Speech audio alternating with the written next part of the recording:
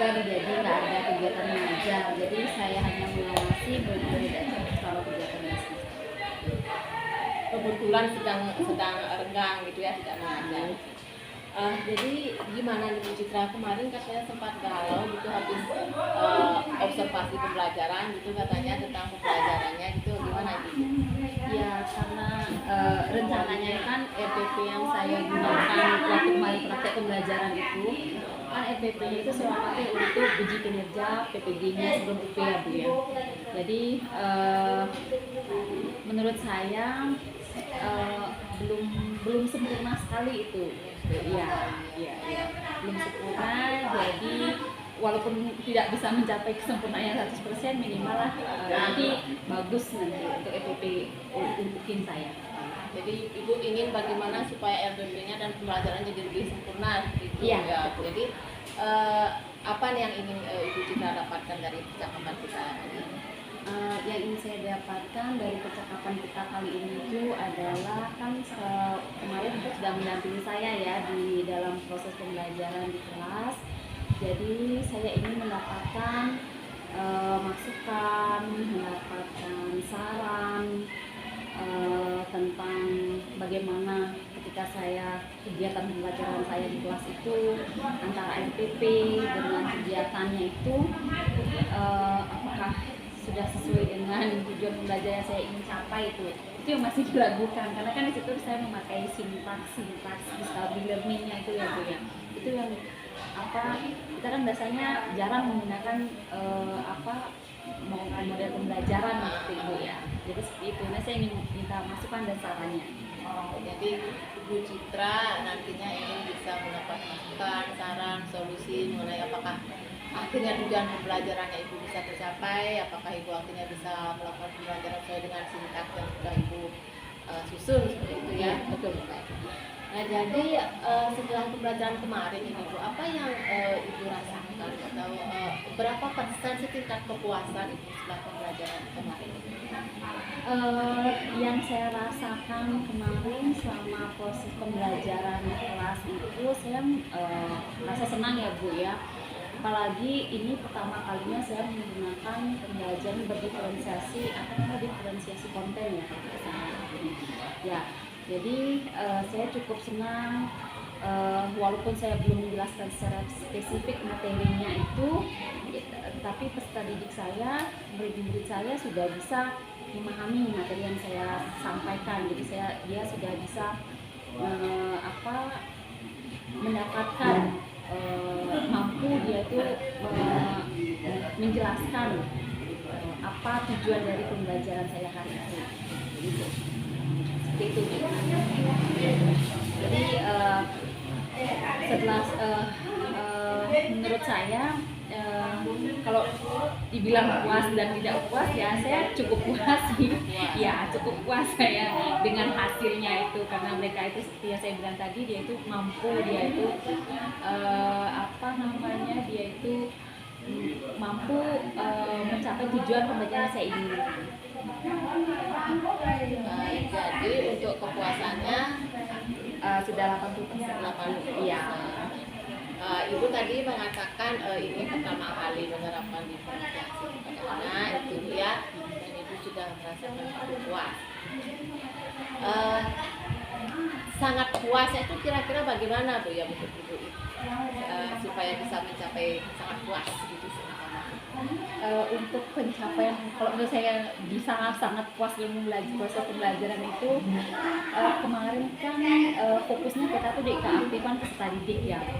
Nah, jadi keaktifan peserta didik itu walaupun saya sudah memberikan diferensiasi konten, tapi ketika mungkin karena saya memberikan dia itu dalam kelompok yang cukup banyak, jadi di situ keaktifannya itu walaupun sudah aktif cuman pengontrolan keaktifannya itu tidak maksimal.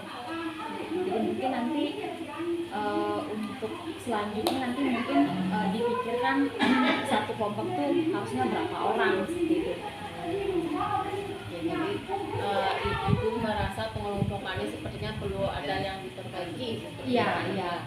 Karena kemarin kan berdasarkan hasil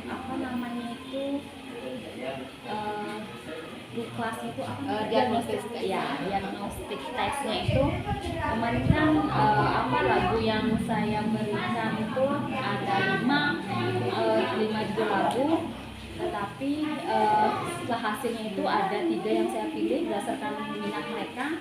Jadi itu satu sebagai bahan untuk mereka literasi, kemudian yang 2 dipakai untuk latihan.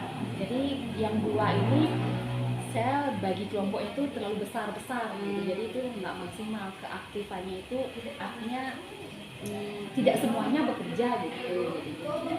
Oke, jadi Ibu Citra merasa kurang maksimalnya karena kemarin membagi kelompoknya dalam 2 kelompok besar. Ya, seperti itu ya. Oke. Nah, dari pengalaman itu ya, dari apa yang Ibu rasakan, apa inspirasi yang muncul dari apa yang sudah terjadi? Inspirasi yang muncul,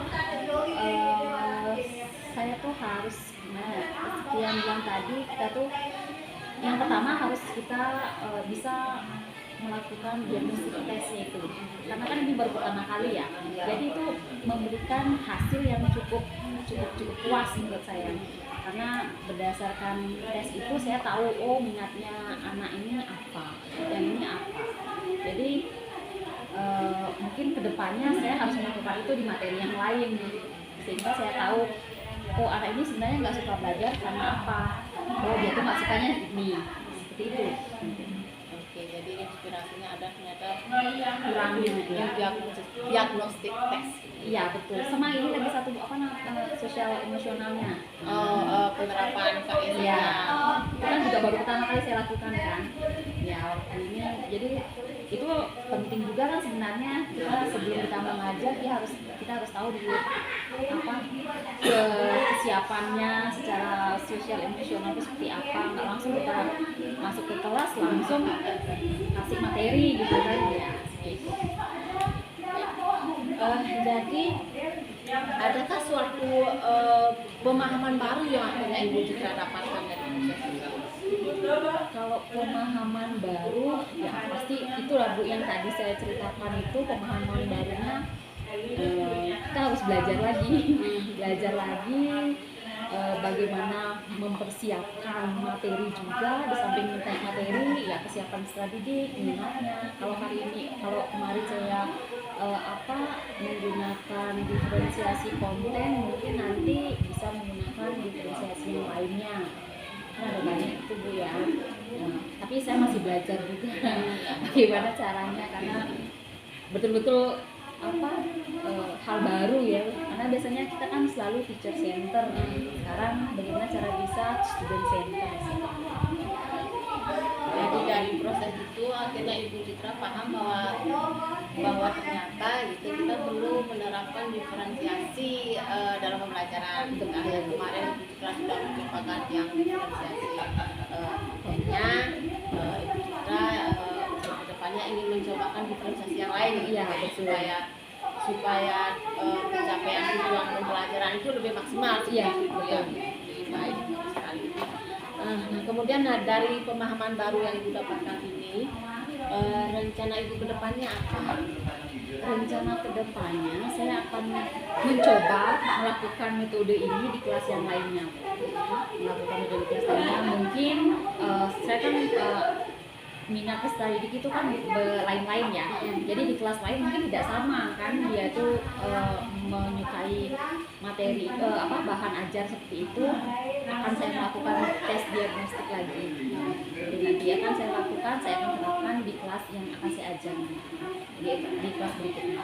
Jadi kedepannya Ibu akan melakukan tes diagnostik juga Iya. untuk kelas yang lain, dan merupakan diferensiasi dari sudut yang lain gitu ya, selain dari konten, dari proses. Kemudian juga Ibu tadi bilang ternyata penerapan KSE itu perlu banget gitu ya, ternyata sangat perlu. Oke ya, bagus sekali. Kemudian dari tadi kita bercakap-cakap nih Bu, apa yang Ibu dapatkan dari percakapan ini? Yang saya dapatkan dari percakapan ini dari awal kekurangan saya tuh kan tadi di pengelolaan kelompok dan studi didiknya itu ya. Jadi kekurangan saya mungkin di situ masukannya nanti itu pengelolaan kelompoknya mungkin lebih diperkecil, kemudian penerapan PSE itu penting, kemudian diferensiasi itu juga penting setiap kita masuk kelas, karena kelas peserta didik itu berbeda, jadi kita harus mampu memahami kan seperti itu. Nah, jadi kita belajar dari sekarang apa yang diinginkan peserta didik, bukan apa yang kita mau gitu. Oke, jadi ibu sudah melalui percakapan ini ibu menemukan bahwa ternyata pengelompokan itu perlu diorganisasi secara lebih matang dengan jangan terlalu banyak anggota dalam kelompok itu ya. Kemudian penerapan KSE itu, kemudian diferensiasi, dan tadi ibu sebutkan juga tentang diagnostik tes ya, supaya bisa mengakomodasi karakter siswa yang berbeda-beda. Baik.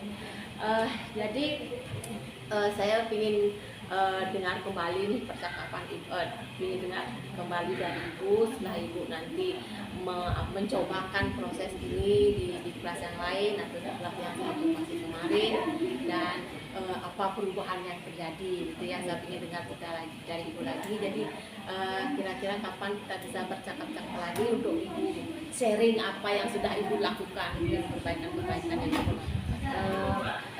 Saya akan melakukan pertemuan di kelas yang lain minggu depan ya Bu ya. Nanti setelah saya tahu hasilnya seperti apa ketika saya menerapkan model dan metode seperti ini lagi, nanti setelah itu saya akan infokan kembali apakah saya nanti berhasil di atas 80% atau seperti apa. Baik, jadi ya kita akan ketemu lagi setelah ibu mengajar minggu depan. Ya. Saya tidak sabar menunggu ibu. Baik, semoga hasilnya nanti memuaskan. Jadi saya bisa saling sharing juga sama ibu gitu ya, menerapkan apa metode yang sudah ibu lakukan di kelas saya gitu ya. Oke, terima kasih Bu Citra atas sharing kali ini. Saya mendapat banyak pelajaran dari ibu. Ya, Terima kasih atas waktunya.